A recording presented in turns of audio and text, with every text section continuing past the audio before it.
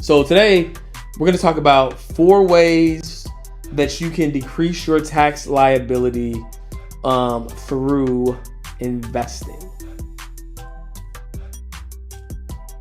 What's up, family? Welcome back to another episode of Financial Freedom Fast Lane. The quicker you get to your dream life, the longer you get to live it. And I'm your host, George Achimpong. So this is a little bit of a different setup. So I didn't plan it this way. It's just how the universe designed it.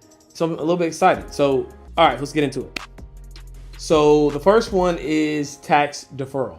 So let's say that you're in a high income bracket and you want to decrease your taxable income.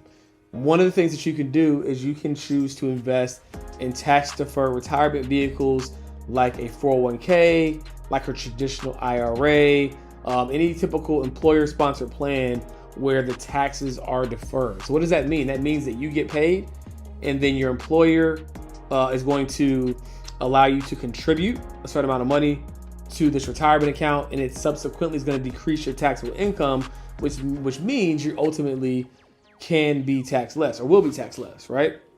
So investing in tax deferred vehicles can be great. Now, the caveat to that is that it's tax deferred, meaning that at some point in the future, i.e., when you get ready to retire, right, you're going to have to pay tax at that time. So I always tell people to play the balancing act between decreasing your taxable income today while also planning for your tax liability tomorrow, because at the end of the day, tomorrow, right, i.e. retirement, you're going to be on fixed income, right? And tax rates might be higher. And so sometimes it could make sense to take on that tax burden today, right, while not having to worry about it tomorrow. But nonetheless, it's still a great strategy to decrease and mitigate your tax liability in today's terms.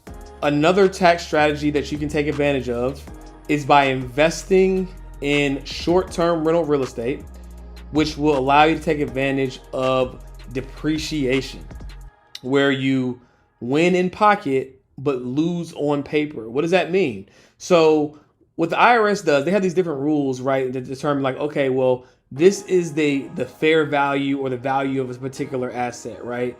And so what happens is over time, the value of that asset is going to depreciate, right? Just like a car, right? Like you bought it at this value, you have it 1 year, you have it 2 years, the valuable life of that is going to continue to decrease, right? So when you have a short-term rental property, and there are specific nuances to this strategy, I won't get into all the specifics, but when you follow this strategy, leveraging a cost segregation study, right, you are able to advance, right, a good portion of that depreciation.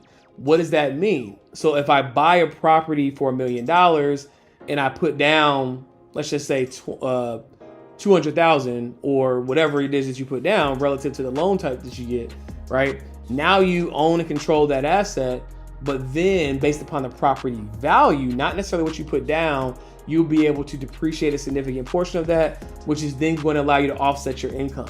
This is really, really powerful for W-2 earners who don't have the power of business deductions to be able to decrease your tax liability, because now you can have a short-term rental business, right? Make sure you meet the requirements. I'll do another video on this, or Carter probably has already done one on cost segregation studies. So if you want to check that out on his particular show that airs every Monday, you can get to the specifics and the weeds of it. But conceptually, I want you to understand that another strategy of investing to decrease your tax liability is through real estate depreciation, right? Specifically the short-term rental strategy that allows you to do a cost segregation study. Really powerful stuff. All right, so I'm a big fan of the stock market, and another great strategy, investing strategy, right, to offset your tax liability is tax loss harvesting, right? What does that mean?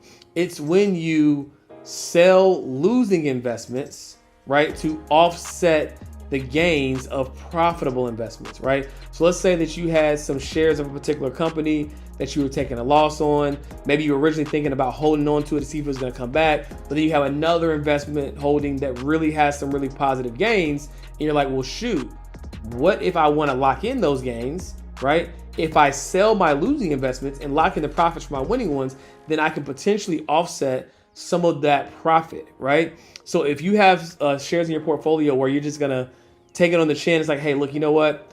Didn't win this one. You're not going to win them all. Let me sell, right, the losers and also sell the winners and take profit. So the tax liability that I would normally experience on the profitable ones isn't as high because some of it is offset by the some of the losers in my portfolio, right? And so that's a great strategy when you, again, have very profitable investments and you're trying to offset some of that profit by taking advantage of tax loss harvesting and selling some of your investments that have taken or experienced a loss, right? Tax loss harvesting can be great for that. Growing up, family reunions was some of the best times I ever had. And I wish there was a way for me to recreate that vibe. Because now I've expanded this platform and some of y'all feel like family. I was like, how can I create that with my rich relatives? Almost like creating a rich relative reunion. And that's exactly what we did when we decided to create Wealth Weekend. Wealth Weekend is a one-of-a-kind experience where you're going to get world-class education. You're going to have a great time with amazing entertainment. And of course, we're going to provide amazing experiences like our sneaker ball, our award show, and our millionaire mixer where the networking is going to be one to remember. So if that sounds like something you want to be a part of and come celebrate with the rest of the rich relatives, make sure you click the link below to grab your spot for Wealth Weekend 2024. I can't wait to see you there. Now let's get back to the episode. All right, and last but not least, and probably one of my personal favorites, is collateralized portfolio loans, right? I'm pretty sure you guys have heard me talk about being able to invest in a brokerage account, borrowing against said brokerage account to then go buy other assets like real estate or maybe private equity. Now, how is this applicable to mitigating taxes? Well, under normal circumstances, if you had investments in a portfolio, they gained a profit, and then say you wanted to buy something else, you'd have to sell that investment to get that cash to go buy the other investment, right? Which would then create a taxable event.